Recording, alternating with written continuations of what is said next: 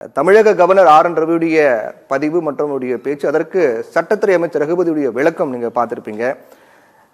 பொதுவா பேசாம தமிழ்நாடு எதுல பின்தங்கி இருக்கு அப்படின்னு கவர்னரால் சொல்ல முடியுமா அப்படிங்கிற கேள்வி எழுப்பியிருக்காரு. தேசிய கல்விக் கொள்கை 2020 அமல்படுத்துவதற்கு பெரும் தேவை உள்ளது என்று எதன் அடிப்படையில் கவர்னர் குறிப்பிட்டார் அப்படிங்கிற கேள்வி முன்வைக்கப்படுது. சத்தியம் டிவி நேயர்களுக்கு வணக்கம் சார். என்னோட ஆடியோ சரியா இருக்கா? கேக்குது சார். அதாவது 2026 சட்டமன்ற தேர்தலுக்கு இன்னும் ஏறத்தாழ ஒரு வருடம், ஒரு 12 அமாவாசை தான் இருக்குது. அப்படிங்கிறப்ப திமுக தன்னுடைய இந்த மொழி வெறி ஏத்துறது, இனவெறி ஏத்தி ஓட்டு வாங்குற அரசியல் ஆரம்பிச்சிட்டாங்க.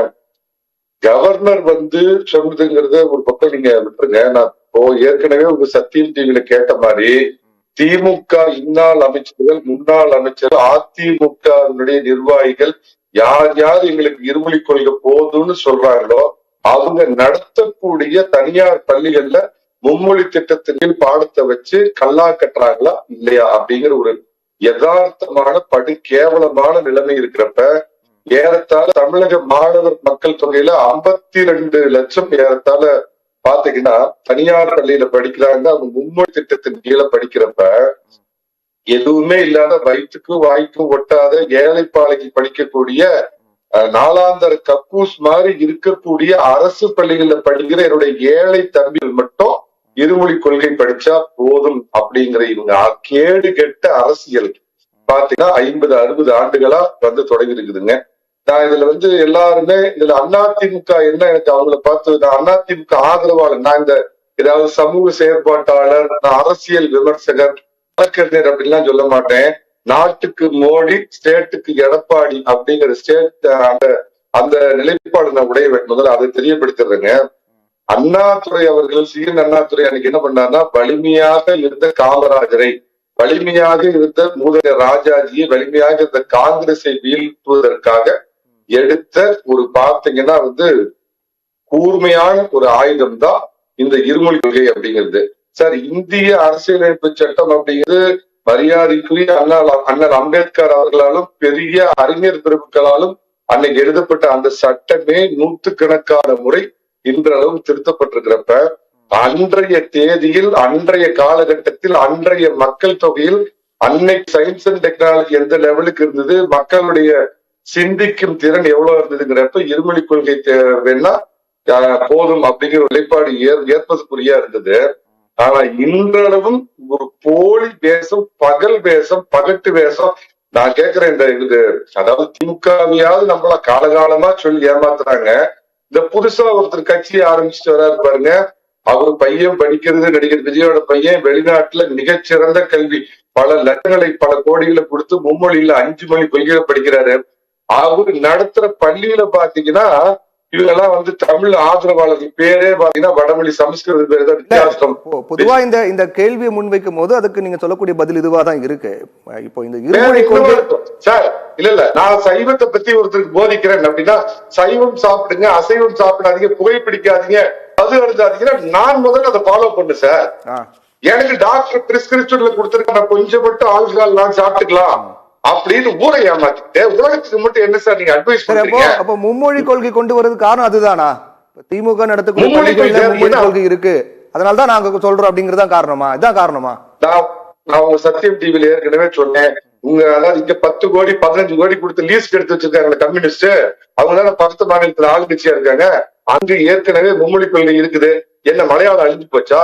கர்நாடகாவில மும்மொழி கொள்கை இருக்குது, கர்நாடக மொழியை அழிஞ்சு போச்சா?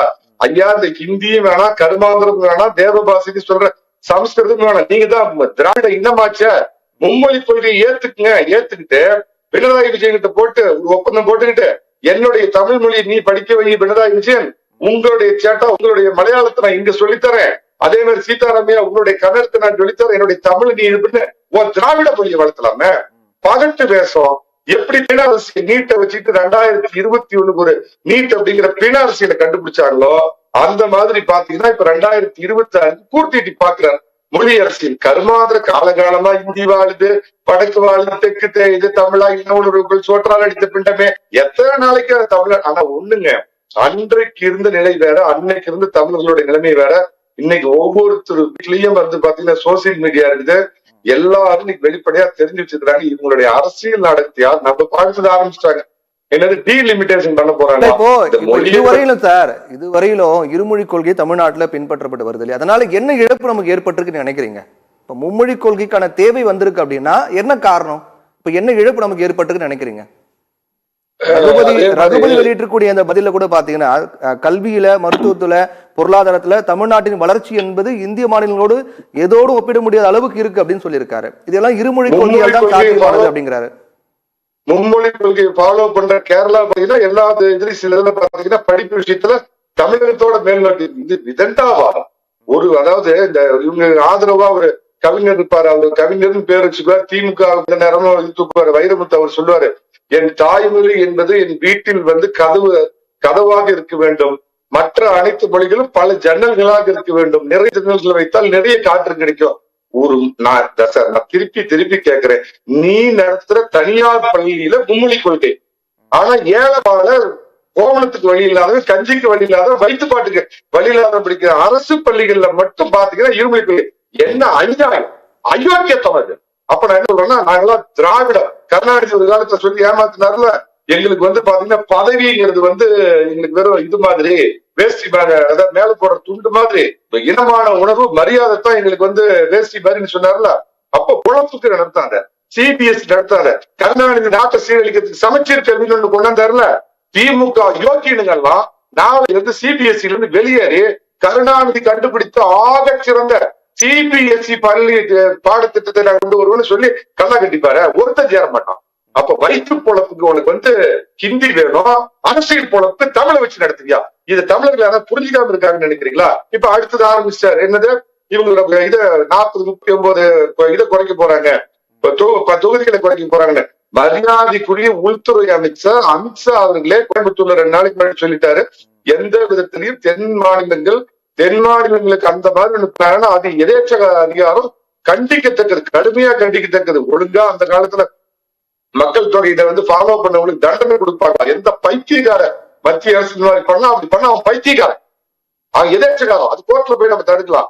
அதை பத்தி எந்த கேள்வியுமே எழாது. அது 2030க்கு மேலதான் ஒருவேளை சாத்தியப்படும் இருக்கிறப்ப ஜாக்டோஜியோ 1.5 லட்சம் 10 லட்சம் 12 லட்சம் பேர் போராட்டத்தில் ஈடுபட போறாங்க. திரு ஸ்டாலின் அவர்களே எதிர்கட்சியா இருக்கிறப்ப பந்தலை தேடி வந்து எங்களுக்கு ஆதரவு கொடுத்தீங்க. ஆனா முதலமைச்சர் ஆனவனே உங்களை தேடி கோட்டையை நோக்கி செருப்பு தேய கால் தேய நடந்தாலும் எங்களை பார்க்க மாட்டேங்கிறீங்க. ஆகவே எதிர்கட்சி தலைவர் பதவியை உங்களுக்கு பரிசா கொடுத்து அழகு பார்க்க போறோம் அப்படின்னு சொல்லி டோக்கன் செய்ய முயற்சி பண்ணப்ப புறவாசல் வழியா யாரையா தூண்டி அது கோர்ட்ல கேஸ் போட பார்த்து அது டோக்கன்ஸ் இது போராட்டம் ஆரம்பிச்சப்ப அதை திசை திருப்புவதற்காக தன்னை சொல்லுவாங்க, யானை பொட்டு போறது தெரியக்கூடாதுன்னா பூனையை தூக்கி பொது குளத்துல டொப்புட்டு சத்தம் வர்ற மாதிரி போட்டு திசை திருப்புன்னு கிராமப்புறத்துல ஒரு பழமொழி சொல்லுவாங்க இல்லைங்களா? அந்த மாதிரி என்ன பண்றாரு, ஜாக்டோஜியோ போராட்டம் லட்சத்தை தொழுது அன்னைக்கு டோக்கன் செய்யணும்னு நாங்கள் அனைத்து கட்சி கூட்டம் நடத்துவோம், இவன் மும்மொழி கொள்கையை பத்தி பேசுவோம், அநியாயம் செய்கிறது எதுக்கு எடுத்தாலும் கருமாந்திர RN ரவி காரணம், தாடி அமித்ஷா காரணம், மோடி அவங்க அப்பா காரணம், அந்த காலத்துல இப்படித்தான் வந்து இந்திரா காந்தி காரணம், காங்கிரஸ் காரணம், இப்படியே சொல்லி எதுக்குமே உனக்கு வக்கீல் வீட்டுக்கு போ, கவர்னர் ஆட்சிக்கு போடுங்க. எதுக்கு கேட்டாலும் நிதி இல்ல, அதுக்கு கேட்டா மத்திய அரசு வஞ்சிக்கிறது, ஒன்றிய அரசு குன்றிய அரசு எங்களை வஞ்சிக்குது அப்படின்னா எடப்பாடி பழனிசாமி மீட்டு அள்ளி குடிச்சா நீட்டை வந்து எந்த விதத்திலயும் நம்ம ஒண்ணும் பண்ண முடியாதுன்னு தெரிஞ்சப்ப அதுக்கு மாற்று வழியை கண்டுபிடிச்சு 7.5% உள் ஒதுக்கீடு கொண்டு வந்து மாணவர்களோட சாதாரண கிராமப்புற மாணவர்களுடைய மேம்படுத்துறதுக்கு உதவுனாரா? உங்களை மாதிரி வச்சுட்டு பிண அரசியல் பண்ணாரா? வந்த உடனே முதல் கையெழுத்து எங்களுக்கு போட தெரியும், நீட்ட அது ரகசியம் எங்களுக்கு தெரியும், செங்கலை வச்சுட்டு ஊரை ஏமாத்துறீங்களா? அந்த மாதிரி திமுக அழித்தொழிக்கப்பட வேண்டும். மக்களை வந்து முட்டாளாவே வச்சிருந்து உனக்கு கொடி பிடிக்கிறவன் போஸ்ட் ஓட்டுறவன் இருமொழி தெரிஞ்சா போதும். ஆனா வீட்டு பிள்ளைங்களா வெளிநாட்டுல படிப்பாங்க. தம்பி மாறனை எதற்கு அழைத்து வந்தேன் என்று தெரியுமா? தம்பி மாறனுக்கு ஹிந்தி தெரியும் என்பதால் தான் அழைத்து வந்தேன். உடன்பிற பெண் அன்னைக்கு கூட கூட்டிட்டு போய் அன்னைக்கு காரணம் சொல்ல தெரிஞ்சத மாதிரியே இருக்கிற அக்கா நடத்துறாங்களே முதலமைச்சருடைய மகள், ஏன்னா அந்த இதில் தமிழ்ல படிச்சீங்கன்னா ஃபைன் போடுவாங்க, அதுல இருமொழி நடத்த சொல்லுங்கள. ஊருக்கு யோக்கியம் பண்றீங்க, ஊருக்கு வியாக்கியானம் பண்றீங்க, இல்லாத ஏறப்பாடு படிக்கிறதுக்கா RN ரவி சொல்றது மிகச்சரி. அதிமுகவை தயவு செய்து நான் ஆதரிக்கக்கூடிய அதிமுக காலத்திற்கு ஏற்றவாறு உங்களை புதுப்பித்துக் கொள்ளுங்கள். அன்று அண்ணாதுரை கூட தான் ஒரு காலத்துல அடைந்தால் திராவிட நாடு இல்லையா சுடுகாடுன்னு பின்னாடி அதை மாத்திக்கிட்டாருல. அந்த மாதிரி அன்றைய காலகட்டத்தில் காங்கிரஸை வீழ்த்துவதற்கு அண்ணாதுரை எடுத்த அந்த ஆயுதம் என்பதை புரிந்து கொண்டு தற்காலத்தில் 3 மொழி அல்ல 5 மொழி தேவை அப்படிங்கறத புரிஞ்சுக்கங்க. மத்திய அரசு எந்த விதத்திலையும் ஹிந்திய திணிக்கல. 3வது மொழியா கருமாந்திரம் உங்களோட திராவிட மொழியை எடுத்துலங்கயா. மலையாளத்தை எடுத்துக்கங்க, கன்னடத்தை எடுத்துக்கங்க, தெலுங்கு எடுத்துக்கங்க. ஏன் பாண்டிச்சேரியில நவோதயா பள்ளியோ கேந்திர வித்யாலயா பள்ளி இருக்குது. எனக்கு தமிழை மறந்து போயிட்டானா? ஊரை ஏமாத்தும் அரசியல். ஆனா என்ன ஒரு துரதிருஷ்ட கர்மாந்திரம்னா திமுக செட் பண்ற இதுக்கு தமிழ்நாட்டுல இருக்கிற எல்லா கட்சியும் பலியாகிறாங்க. அதற்கு பாம்பா இல்ல பழுதையான்னு பயப்படுறாங்க. தமிழ்நாட்டுல இந்த மொழி பிரச்சனைங்கிறதும் இந்த ஈழ பிரச்சனைங்கிறதும் சும்மா ஒரு பேப்பர்ல வர செய்தியை ஒழிய அது எந்த சென்சேஷனும் கிடையாது. அது ஒரு எலெக்ஷன் மேட்டர் கிடையாது. சரி, பேசுவோம்.